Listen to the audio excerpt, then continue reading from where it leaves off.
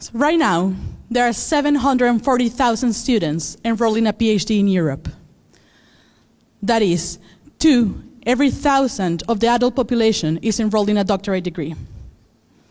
A Doctor of Philosophy, known as Ph.D. or DPhil, comes from the Latin to teach, and the Greek, love of wisdom. It is a process where you're meant to master its ins and outs of a topic that really is of your interest. It is a process where you can learn and expand your knowledge and really get to know what something is about. A PhD usually starts with some proposal that contains research questions, some methodology, some justification about why this is important. You're supposed to write a thesis about 100,000 words or so it's a long piece of work. You work under the guidance of a supervisor, and then you defend your work after an examiner panel. You are encouraged to publish in academic journals, and in some countries, there may be some teaching and some coursework involved. So this is how the process usually looks like. That's the formal, standard definition of what happens in a PhD. Nevertheless, there are many things on how to do a PhD well. A simple Google search for the phrase, how to write a PhD, throws about 2.5 million results. So there are books, magazines, blogs, articles, you name it. There's a lot of information on how to do well in a PhD. Universities tell you this is what you have to do, this is what you have to fulfill to finish your degree and to be called a doctor. Fine enough. Nevertheless, there are a few things nobody talks about. There are a few things that you discover while doing that journey. So today, I will focus on 7 of those. I will take you through my experience when I did my PhD, on these issues that I found, and some ideas on how to overcome them. So the first one is, I'm stuck. I don't know what is next. Probably we have heard of the term writer's block, when somebody is not being able to make progress in their thesis or make any progress in their writing. In a PhD, however, being stuck could be much more. It could be stuck with ideas, stuck with methodology, not knowing how to do it, how to run a model, stuck with not knowing where to find the literature, stuck with not knowing how to analyze the results. So there are many mental processes taking place while you're doing a PhD. They go from vocabulary to memory, analysis, synthesis. So it is only normal to feel stuck at a certain point and not knowing what is next. But hey, nobody told me about the need to think. So it is important to have some thinking time. Reading takes time. Knowing how to do something takes time. Learning a new method takes time.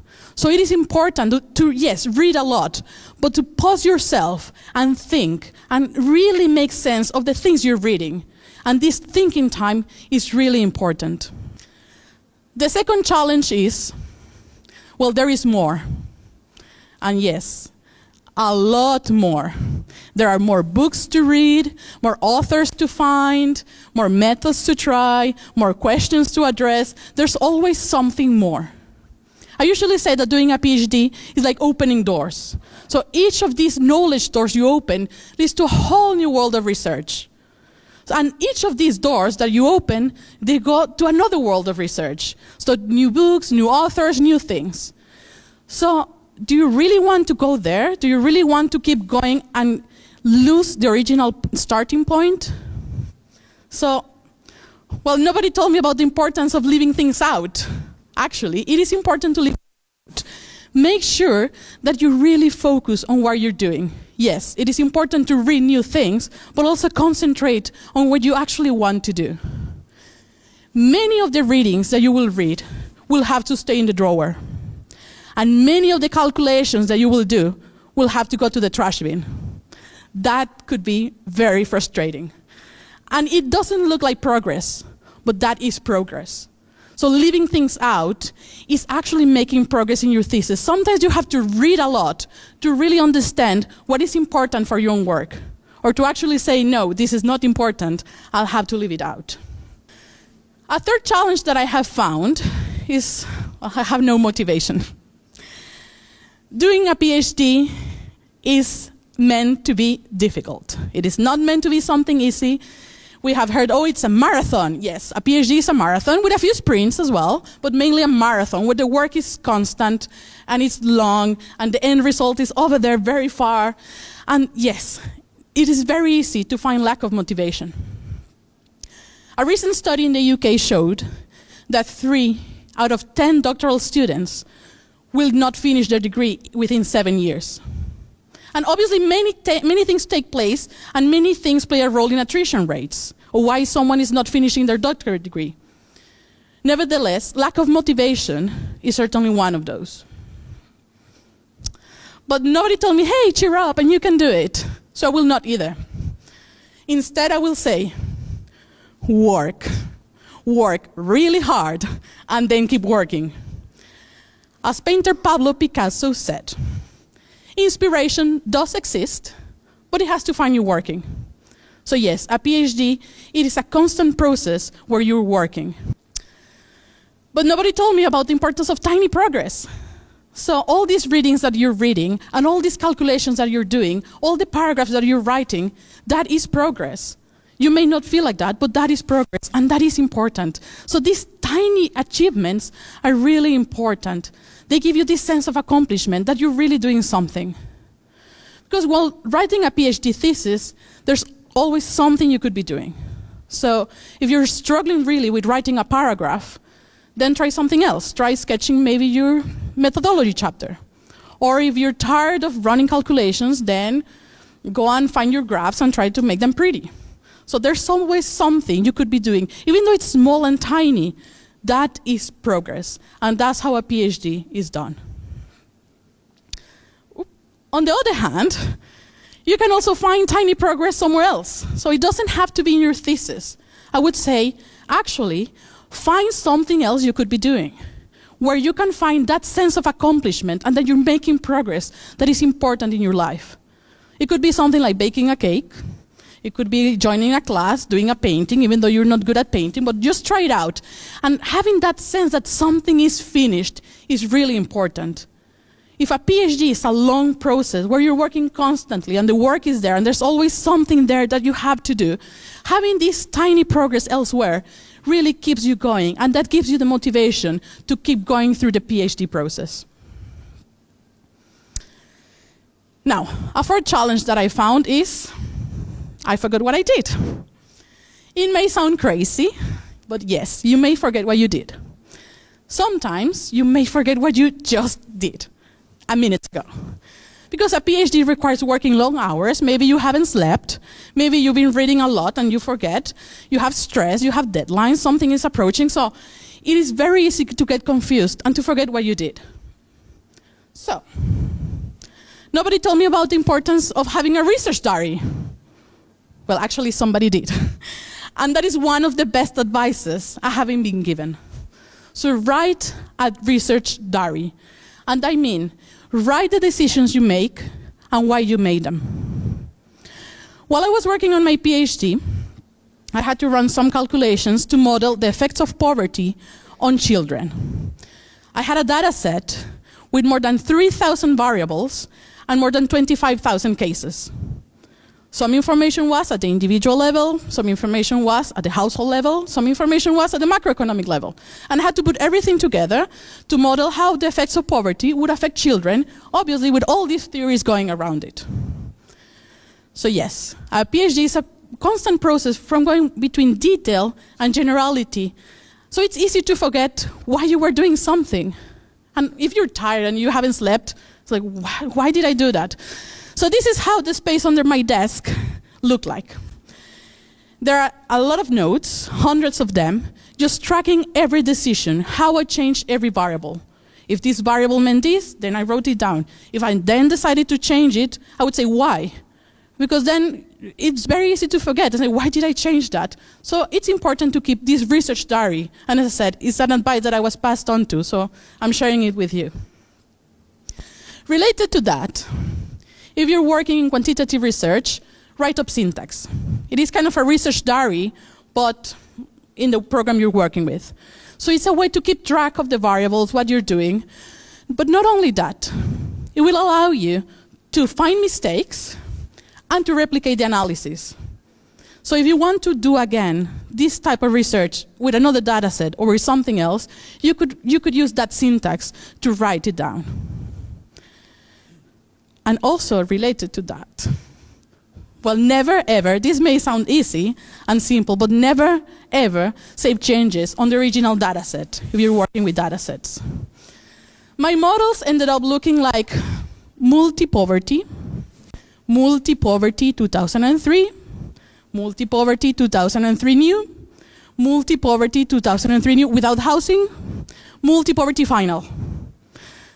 I can see some people are laughing, it's probably that sounds familiar. I don't know if that's the best way or not, but at least it helped me to keep track of what I was doing or what was going on. And then when something said, final, this is the good one, well, that was the good one. So do not delete that data set. Moving on to the fifth challenge. Well, I'm not sure this is relevant. Suddenly one of the biggest questions invades your mind. Is this actually relevant? Is this important? Is it adding anything to the world? Is it adding anything to the knowledge? Is anybody going to read this? Well, according to the OECD, doctoral holders are expected to play a key role in society because they drive forward the advances in knowledge, science, and technology. That is one big statement. And that reveals great expectations. So yes, no wonder why it's easy to feel fear and to be afraid of not knowing what to do, of being afraid that this is relevant or not. So my ideas is, well, nobody told me about self-assurance. It's important to be self-assured, and I have a couple of those. One way to be self-assured is to read the originals, to read the original documents. Social policy scholar Esping Andersen said, Adam Smith is often cited but rarely read. So if you're going to use Adam Smith in your thesis, go find Adam Smith. Don't rely on someone else, he said that. This is part of good scholarship anyway, but if you're using some author, go and find the original source. Because not only you will find new ideas and new approaches, but it will help you to find how it connects to your research. A second way is, well, get in touch and be updated. Read journals, go to conferences, find out who else is working your topic. That is important because not only you will learn from each other, but also you will know that you're on the right track. The sixth challenge is, I feel lonely. A PhD could be a lonely process, and I mean a very lonely process. So yes, a PhD is done in solitude, but it doesn't have to be a lonely process. A study of the University of California, Berkeley recently found that around half of postgraduate students suffer from some kind of depression. And obviously, many things play a role in depression, but feeling lonely in a process that is already long and difficult does not help. So nobody told me about the importance of being connected.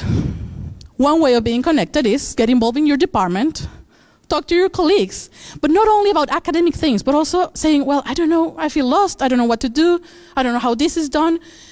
Find a way to be connected to others that are there. Another way to be connected is talk to your supervisor. Well, you are the only person in the world who knows exactly that topic the best way. But that second person should be your supervisor. So talk to them. Find a way to connect to them and say, I don't know what is next. I don't know how to do this.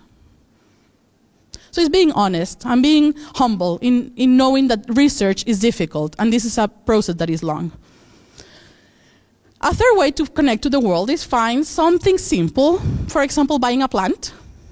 Well, you don't have to, but I did. And I saw mine grown during 4 years, and it was rewarding, so it was nice. It was a way to connect to the world. But another one is also connect to your family and friends, people who are outside academia. So it's a reminder that there are problems out there that are not related to not knowing how to write a paragraph, that are not related in models not converging, not finding the right information. So find ways to connect with other people. And also, by the way, be prepared. Be prepared to explain how your 4-year thesis, your 100,000 work, summarizes into phrases. Because they will ask. And not only they will ask, but that is a sense of accomplishment. You know, when you're able to say, this is my thesis in a sentence or two, you have made progress because you know what you're talking about. And well, finally, what is the right way? But nobody told me that either. I don't know. Some people work office hours, 9 to 1, 2 to 5. Some people work during the night. Some people work during the weekend and then nothing during the day. I don't know. It's up to you. There is no single correct approach. It is a process where you can find really what interests you and find your own way. I have said many things now, but this is just my journey. This is my experience. So it is up to you. If you're starting a PhD or you're thinking about it, there are no secret recipes on how to succeed. You have to find your own ways. So live it, enjoy it, shape it. Now, you've been told. Thank you very much.